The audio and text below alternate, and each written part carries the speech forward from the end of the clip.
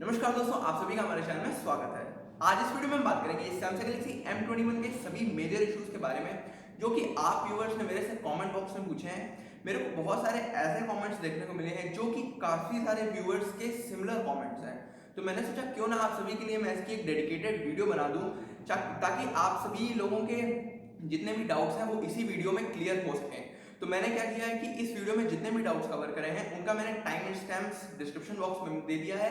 अगर आपका कोई भी स्पेसिफिक इशू है तो आप वहां से जाकर डायरेक्टली उस इशू को चेक कर सकते हैं। तो दोस्तों, आज की वीडियो बहुत इंटरेस्टिंग होने वाली है।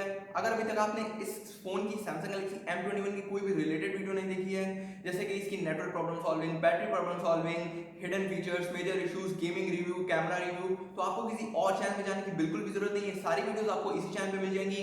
वीडियोस का लिंक आपको डिस्क्रिप्शन बॉक्स में मिलेगा, वरना आप आई बटन में जाकर उन सारी वीडियोस को चेक कर सकते हैं। साथ ही में दोस्तों, अगर आप हमारे चैनल पे पहली बार आए हैं तो जल्दी से चैनल को सब्सक्राइब करके बेल आइकन को हिट कर दीजिए, क्योंकि मैं अपने इसी चैनल पे ऐसी कमाल की टेक वीडियोस को लाता रहता हूं। तो चलिए आज की इस कमाल की वीडियो को शुरू करते हैं। तो दोस्तों, यहाँ पे जो पहला इशू आया है, काफी लोगों ने मुझसे ये चीज पूछी है कि Y M21 wifi automatically disconnected, कि इसका जो वाईफाई कनेक्शन है वो ऑटोमेटिकली डिस्कनेक्ट क्यों हो जाता है। तो मैंने ऑलरेडी पिछली वीडियोस में जब मैंने इसके मेजर इश्यूज को डिस्कस किया था तो उसमें मैंने आपको ये बताया था कि इस फोन में अगर आप वाईफाई कनेक्शन करना चाहते हैं तो आप जिस भी सिस्टम से इसमें वाईफाई ले रहे हैं, कनेक्शन ले रहे हैं, तो उस सिस्टम का आपका वाईफाई कनेक्शन काफी स्ट्रांग होना चाहिए। अगर मान लीजिए आपका एक या दो बार आ रही है सिर्फ आपके नेटवर्क में, तो ये क्या करेगा, थोड़ी देर बाद उस कनेक्शन को ड्रॉप कर देगा, उस कनेक्शन को ये छोड़ देगा। तो ये एक इशू इसमें मैंने ऑब्जर्व किया है इतने दिनों में, जितना भी मैंने 2 महीने का यूज किया है। मेरे हिसाब से ये जो इशू है ये सिर्फ सॉफ्टवेयर अपडेट जो आएगा अगला कुछ ही महीनों में, उसमें इशू रिजॉल्व हो सकता है। अगर ये इशू काफी मेजर होता है आगे जाके, तो हो सकता हो कि इस पे कंपनी कोई एक टेक ले सके।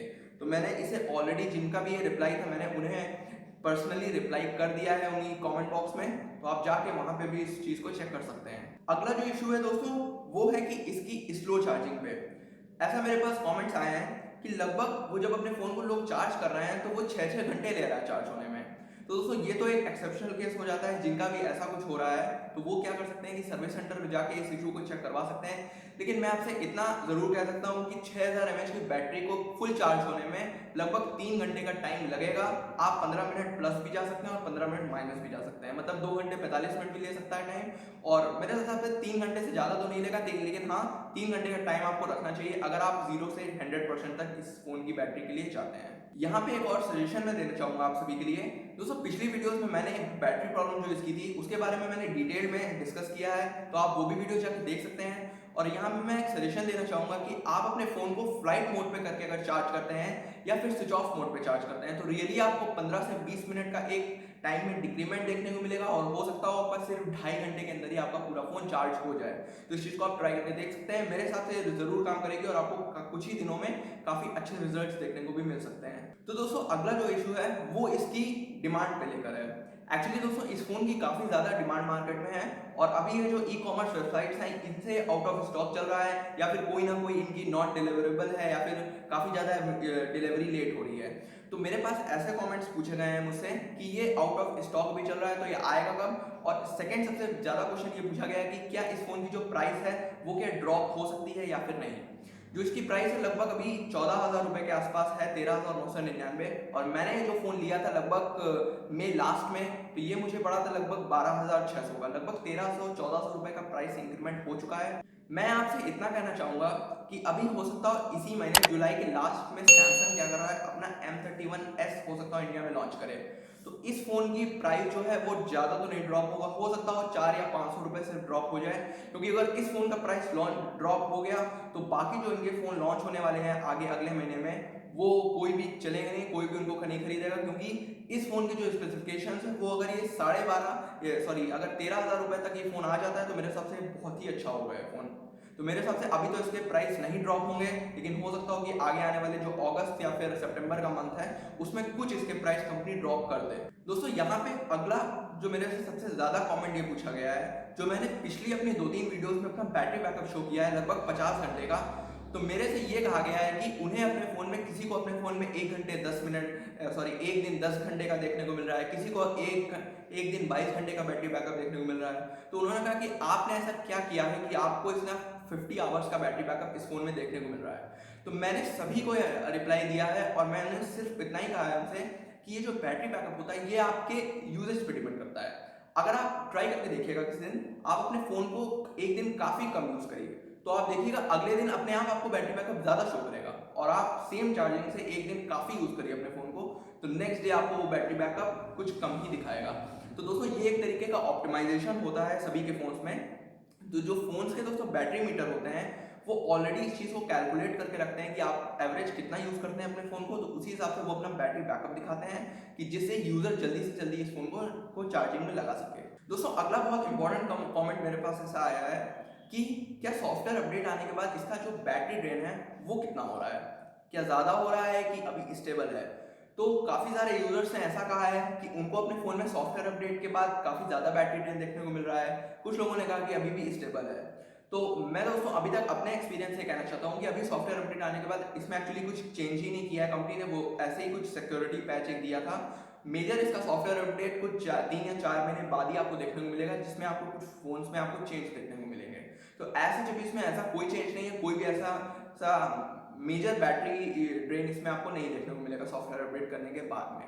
अब दोस्तों अगला जो कमेंट है उसमें मेरे से एक आ गया है कि इस फोन की ब्राइटनेस लेवल कैसी है। कुछ लोगों ने कहा है कि उन्हें आउटडोर में इसकी ब्राइटनेस लेवल कुछ कम अच्छी लगी है। तो मैं आपसे ये कहना चाहूँगा कि आप किसी भी यूट्यूबर का आप रिव्यू देख लीजिए इस फ़ोन के लिए, वो यही कहेगा कि इस फ़ोन की जो डिस्प्ले और ब्राइटनेस है वो काफ़ी अच्छी है। और मैं भी ये कहूँगा कि इस फ़ोन की डिस्प्ले और ब्राइटनेस में आपको कोई भी कमी नहीं देखने को मिलेगी।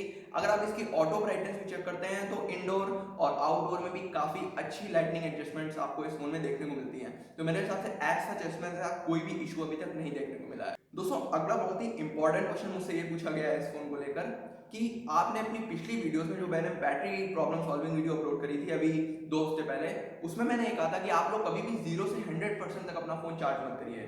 आप हमेशा 20 to 80% या फिर 30 to 80% के ही बीच में रहिए चार्ज करते समय।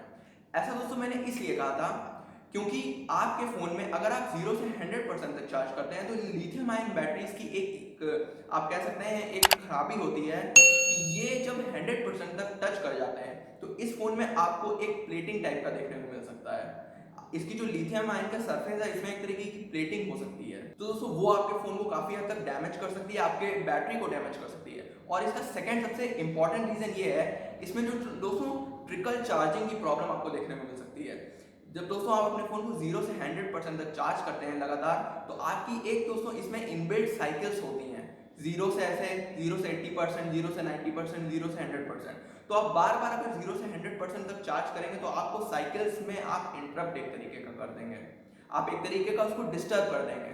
तो होगा ये कि थोड़े दिन बाद इसमें आप चार्ज तो 100% तक कर लेंगे लेकिन फ़ोन आपको उतना ज़्यादा बैटरी बैकअप नहीं दे पाएगा। तो आप इसका अगर चाहते हैं कोई डिटेल सॉल्यूशन तो आप कमेंट में मुझसे रिक्वेस्ट कर सकते हैं, आप कमेंट में कह सकते हैं कि आप इसके लिए एक वीडियो बनाइए, मैं ज़रूर इस पर एक डिटेल वीडियो बनाने की ट्राई करूँगा। और अगर आप चाहें तो गूगल पे भी जाके आपको मिलियंस ऑफ आर्टिकल्स मिल जाएंगे, वो भी आप रीड कर सकते हैं। दोस्तों अगला क्वेश्चन मुझसे ये पूछा गया है इस फोन को लेकर कि क्या इसमें मैं Gcam को इंस्टॉल कर सकता हूँ। अगर आपको नहीं पता है कि Gcam क्या होता है तो दोस्तों ये गूगल का एक कैमरा है, गूगल का एक कैमरा ऐप है जो कि आपको सिर्फ स्पेशली पिक्सल फोन्स के लिए गूगल ने बनाया है। बाकी दोस्तों काफ़ी सारे डेवलपर्स ने इसको मॉडिफाई करके बाकी फोन्स के लिए भी लॉन्च कर दिया है। मैंने दोस्तों काफ़ी पूरे इंटरनेट पे ढूंढ लिया है, अभी तक दोस्तों जो स्टेबल वर्जन किसी भी फ़ोन के लिए है वो आपको कुछ ही फोन्स के लिए अभी तक मिलेगा। कुछ रेडमी के फोन्स हैं, रियलमी के तो शायद कुछ ही 1 या 2 ही फोन्स हैं जिनके लिए आपको एक स्टेबल Gcam का सॉफ्टवेयर देखने को मिलेगा। लेकिन दोस्तों सैमसंग के भी काफ़ी गिने चुने ही फोन्स हैं जिनमें आपको इसका स्टेबल वर्जन देखने को मिलेगा। लेकिन दोस्तों सैमसंग गैलेक्सी M21 का आपको Gcam का एक स्टेबल वर्जन देखने को अभी तक नहीं मिलेगा। मैंने दोस्तों इसको इंटरनेट पे पूरी तरीके से सर्च कर लिया है, आपको जितने भी ऐप्स मिलेंगे उनमें कोई ना कोई ये एक तरीके का बग जरूर इसमें आ जाएगा जब आप उन फाइल्स को इंस्टॉल करके देखेंगे। तो ओवरऑल मैं यही कहना चाहूँगा कि अभी तक एक स्टेबल वर्जन इसका Gcam का नहीं आया है, तो अभी तो आप Gcam को नहीं चला पाएंगे और ये सपोर्ट भी नहीं करता है डिवाइस अभी तक Gcam को। दोस्तों अब हम लोग बढ़ते हैं इस वीडियो के आज के लास्ट क्वेश्चन की तरफ। वो है दोस्तों मेरे जो व्यूवर्स हैं उन्होंने मुझसे काफ़ी बार पूछा है कि इसमें क्या ऐप लॉक दिया हुआ है और क्या हम स्क्रीन रिकॉर्डिंग कर सकते हैं। तो मैं आपसे इतना ही कहना चाहूँगा कि इसमें आपको डेडिकेटेड ऐप लॉक का कोई भी इसमें सॉफ्टवेयर नहीं दिया गया है, आपको प्ले स्टोर से ऐप लॉक का कोई डेडिकेटेड ऐप ही डाउनलोड करना पड़ेगा। और जहां तक बात रही स्क्रीन रिकॉर्डिंग की, तो आप वो गेम बूस्टर से जाके किसी भी ऐप के लिए इंस्टॉल कर सकते हैं। लेकिन अगर आप मान लीजिए कि माइक्रोसॉफ्ट टीम्स पे आप कोई क्लास अटेंड कर रहे हो, तो वहां पे आपको काफी ज्यादा प्रॉब्लम होगी, वहां पे आप रिकॉर्डिंग ऐसे नहीं कर पाएंगे। तो मेरे हिसाब से आपको अभी एक डेडिकेटेड ऐप को ही इसमें इंस्टॉल करना पड़ेगा अगर आप स्क्रीन रिकॉर्डिंग करना चाहते हैं तो दोस्तों आई होप आपको ये वीडियो जरूर पसंद आई होगी। मैंने दोस्तों ऑल ओवर सारे कमेंट्स को कंप्राइज करके इस वीडियो में कवर करने की पूरी कोशिश करी है। अगर किसी का भी कमेंट इस वीडियो में मुझसे मिस हो गया तो उसके लिए मैं आपसे माफी चाहता हूँ। मैंने ऑलरेडी 99% कमेंट्स के आंसर्स अपने चैनल पे इस समय दे रखे हैं। अगर आप भी मेरी वीडियो को देख रहे हैं और आप भी अगर कमेंट करते हैं तो जरूर मैं आपके कमेंट का आंसर देने की कोशिश करूंगा। तो दोस्तों आज की इस वीडियो में फिलहाल इतना ही। अगर अभी तक आपने मेरे चैनल को सब्सक्राइब नहीं किया है तो प्लीज सब्सक्राइब करके बेल आइकन को हिट कर दीजिए, क्योंकि मैं अपने इसी चैनल पे ऐसी कमाल की टेक वीडियोस को लाता रहता हूं। अब हम लोग मिलते हैं ऐसी कमाल की नई टेक वीडियो में, तब तक के लिए नमस्कार।